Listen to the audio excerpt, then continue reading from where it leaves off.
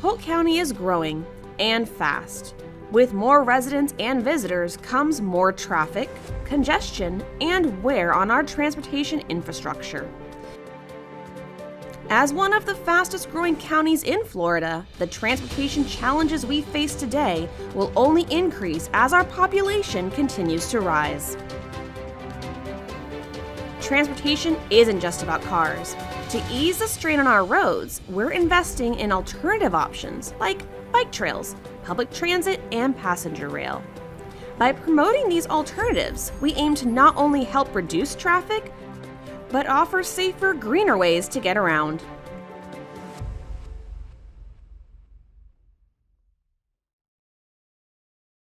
Welcome to the second public forum for Envision 2050. I'm Miles Vance, and today I'm joined by two of the planning experts who are helping to shape the future of transportation in Polk County. On the show today, we have Ryan Kordick, the Executive Director of the Transportation Planning Organization, and Julia Davis, the Transportation Planning Administrator. Welcome back to the show. Hello, Miles. And before we get started, I want to remind you that you can visit polkenvision2050.com to learn about the draft plan, leave your feedback, and participate in the future of transportation in Polk County. You can also leave a comment in the comment section of this live video, and a TPO expert will reach out and answer your questions. What has been going on at the TPO since we last had our public forum back in June? Well, a lot of work, as you can imagine. A lot of work goes into preparing something like a countywide long-range transportation plan. And just to be clear, this isn't just for Polk County. It's not just for Lakeland. It considers state highway projects in all the cities, all the jurisdictions in Polk County. So it's a lot to pull together. It's also not just highways, as we say, it's a multimodal plan, so it includes things like multi-use trails, bicycle and pedestrian needs, safety needs, public transit and transportation is also factored into it. So it's a collection of a lot of different projects, and we've been doing a lot of technical analysis behind the scenes to make sure that the projects that we're putting forward, that they're prudent, that they're warranted, they're needed, and they've also been costed out. So we got a pretty good idea of what these types of transportation projects, what they cost, and all that's factored in.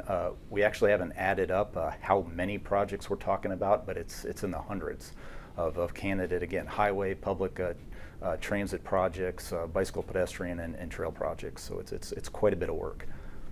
So now that we have this draft plan, talk a little bit about what that draft plan is, as well as, why do we include projects that are as far away as 2050? I think people maybe hear 2050 and they think, oh, it's so far away.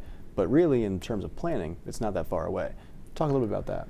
True, and when we're putting together the long-range transportation plan, I guess it's easy to look at what's right in front of us and maybe where the transportation problems or challenges are right now, where they're at now, and to try to come up with solutions for those things. And we're doing that. When you drive around, you maybe experience some congestion here or there.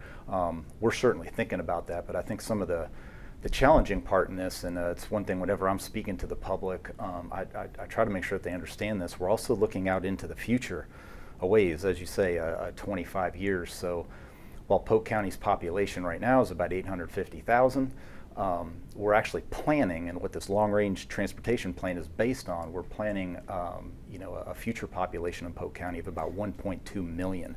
So it's quite a bit more than what we have now. So again, we need to look past the existing challenges and transportation issues right now and try to give some thought into what the future holds and plan for that. So it's really we've got projects that are suited to more short-range need. Again, the things that you see right now, and then there's also things that you may look at some of the projects and say, well, why are they proposing this project or that project? And one of those answers may be it's because, again, we're anticipating a much larger population and what the future is going to hold.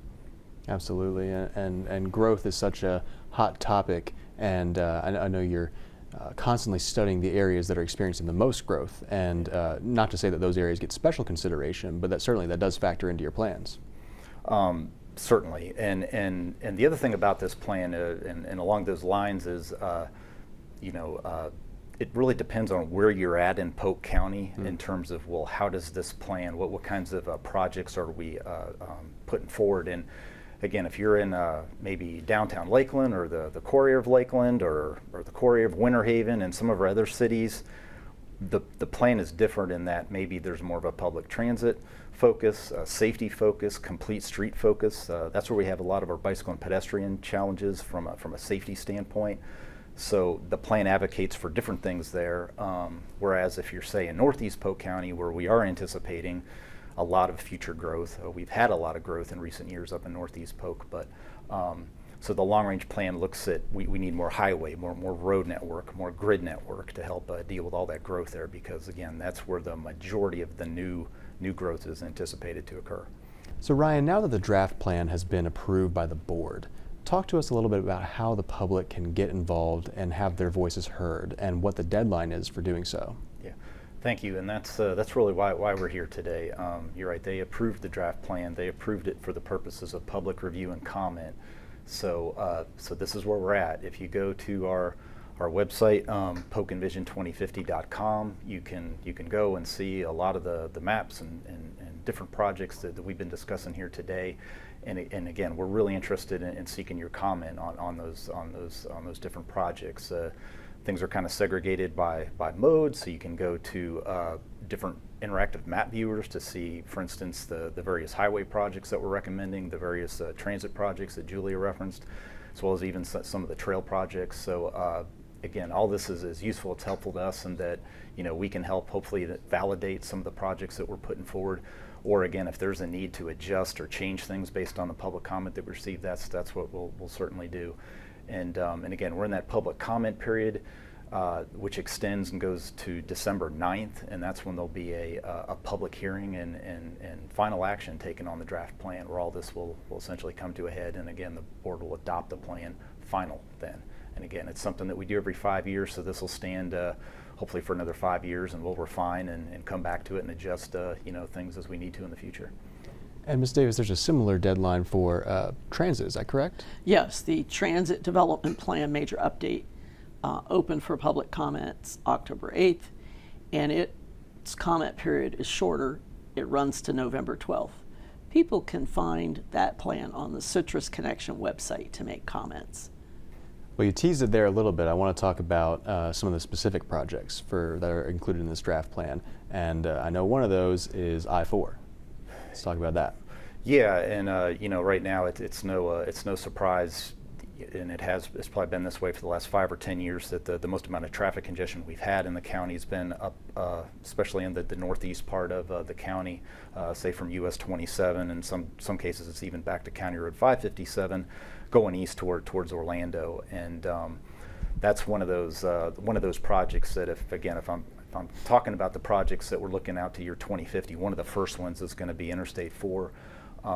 FDOT just recently completed a project out there where they added a travel lane in each direction. They got that done, I think it was in late April, and that's helped.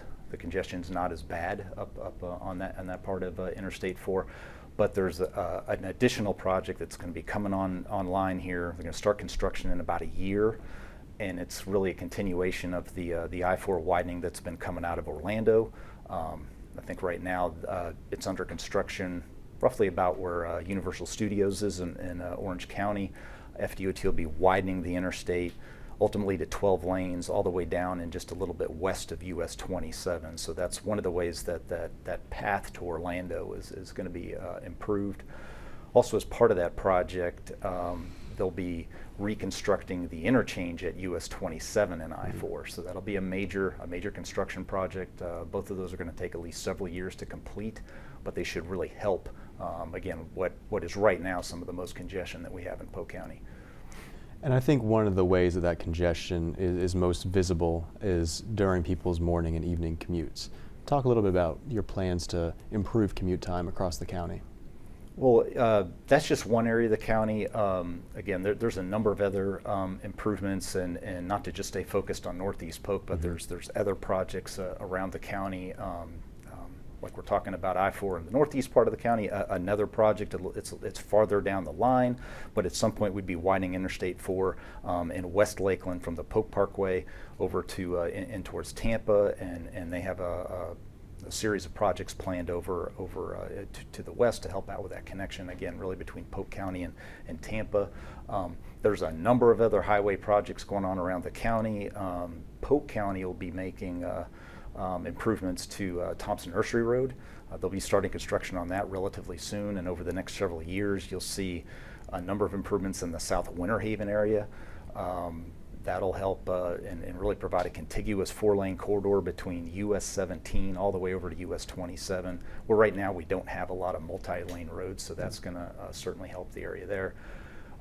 We've also just, as part of this long-range plan update, there's a transit component to it. We call it the Transit Development Plan, and there's a number of public transit projects that are planned that'll help get you not only around Polk County and between Lakeland and Winter Haven, but also there's, as part of that plan, there's connections that are planned for public transit between Polk County and Tampa, Polk County and Orlando. We're trying to connect to Sunrail, which is just over our county line, and that's a commuter rail service that could take you all the way into downtown Orlando and even past that. So those are some of the things that we have planned there as well. Well, I want to talk about public transit, but before we talk about that, there's something that we've sort of been skirting around that I think would be beneficial if we cleared it up. The TPO is not responsible for constructing these projects.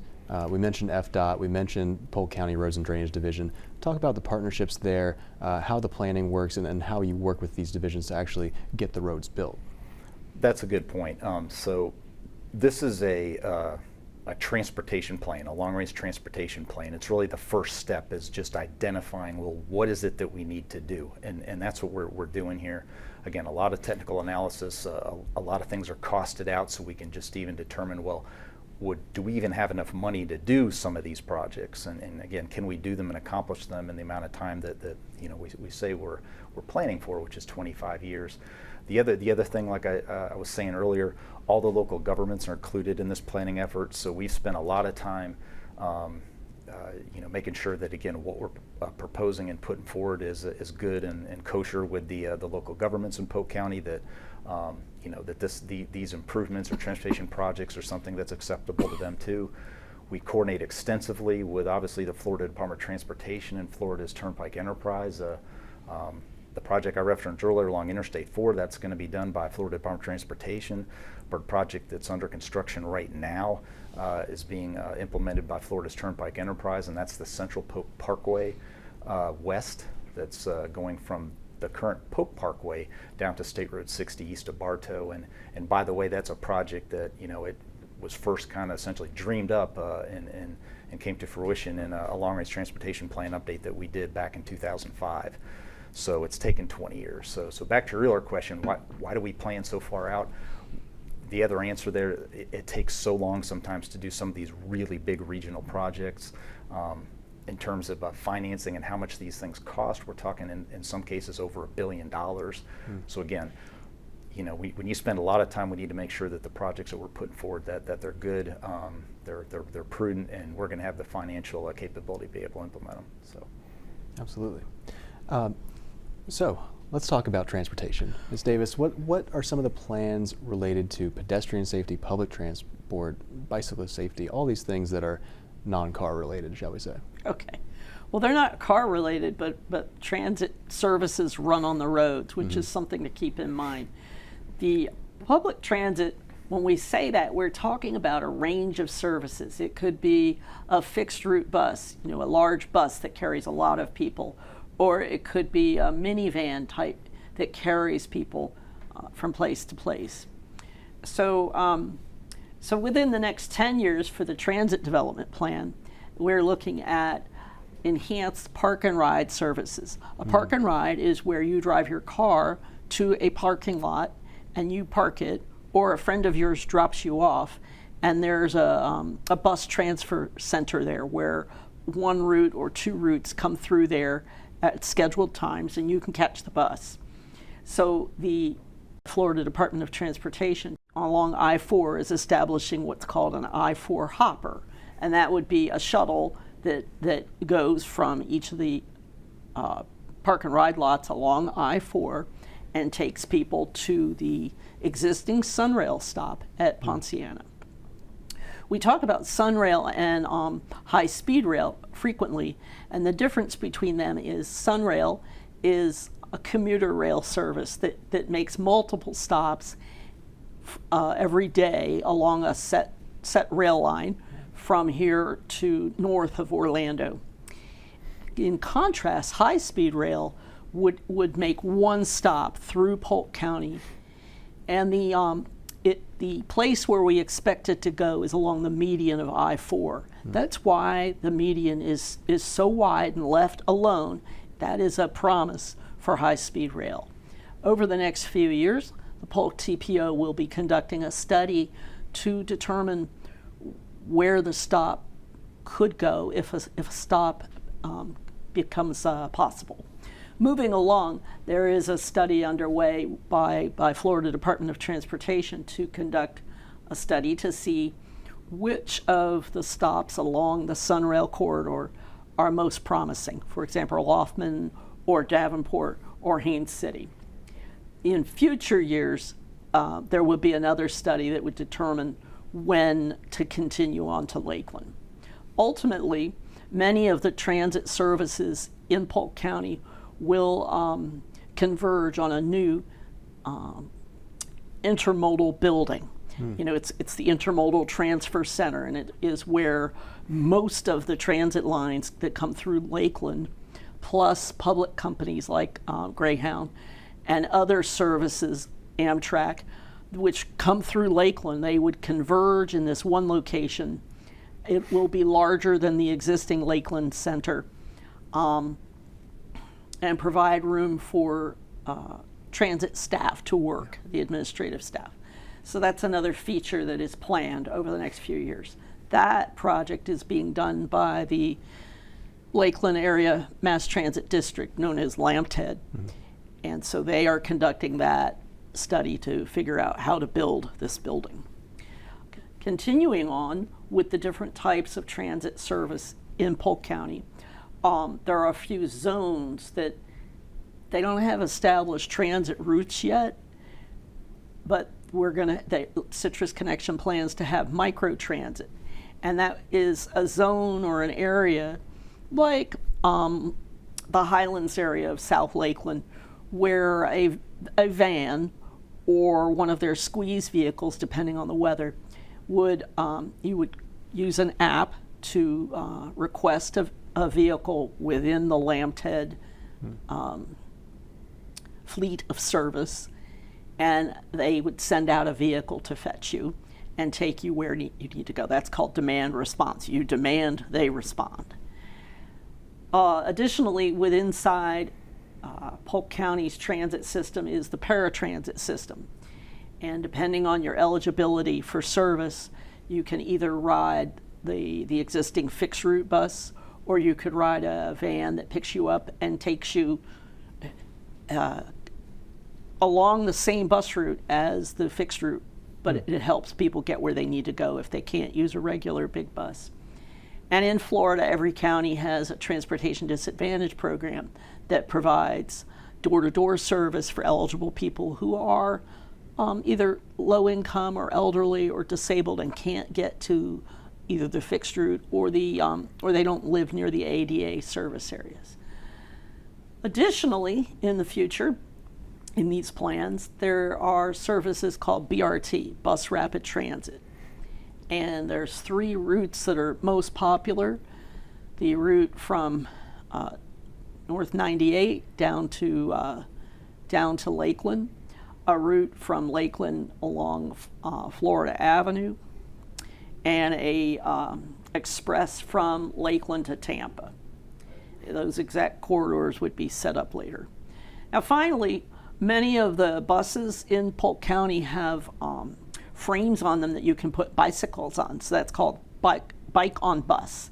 And that helps increase the reach for a transit customer. They can put their bike on the bus, and the planning estimates are that increases their reach by 10 miles. So they could live 10 miles away and catch a bus. And once they're off the bus, they could go 10 miles further. So that helps people. And people get to transit services by using sidewalks. So there's always a good reason to have improved sidewalk services. Additionally, Sidewalks help everybody else get where they're going in a safe manner. Turning to safety, inside everything that the Polk TPO plans for is safety for all road users. And we presently have a plan called the Vision Zero Action Plan. This is funded through a program called Safe Streets for All Road Users. And this identifies the high injury road network in the county and identifies ways to reduce the potential for injuries or fatalities. The Polk TPO is very committed to this as a goal of Vision Zero within the lifetime of this plan. So those are some of the things we're doing, Miles, for transit and paratransit and safety. Ryan, finishing up here, would you talk to us a little bit about some of the challenges that TPO has faced throughout this process and the challenges that you're anticipating for the future? Sure, and there's a couple big ones. One being, the amount of growth that Polk County is experiencing, and we all see it. We know that there's new subdivisions, new developments popping up all throughout the county. It's not just in one area anymore. It seems like we're growing comprehensively all around the county. Some of the stats, according to the U.S. Census, show that Polk County, since the year 2020, we've been growing at an annual average of about 32,000 people a year. Wow. And we've actually already, through 2024, we've already exceeded our decennial population increase from 2010 to 2020. So there's significant growth. That need for a lot of these transportation projects is it's right before us. A lot of them are needed now, or at least sooner than later. So that's a challenge. And then the other part of it, and the other big one, is that there's limited funding. If you look at the draft plan, you'll see again hundreds of projects that are referenced, whether they're highways or transit projects or trail projects. There's a lot of them there. The challenge is we only have a small amount of money, a small amount of funding relative to the cost of all this transportation needs, and that's the real point. And where we're at in this plan is that we're needing to kind of narrow it down to the most critical, the most needed projects with the limited amount of funding that we have, and that's the real focus. Well, thank you both so much for joining me today and talking about the future of transportation in Polk County. Thanks for having us. And I'd like to thank you for joining us. Remember, if you want to learn more about the Long Range Transportation Plan and give your feedback, go to polkenvision2050.com.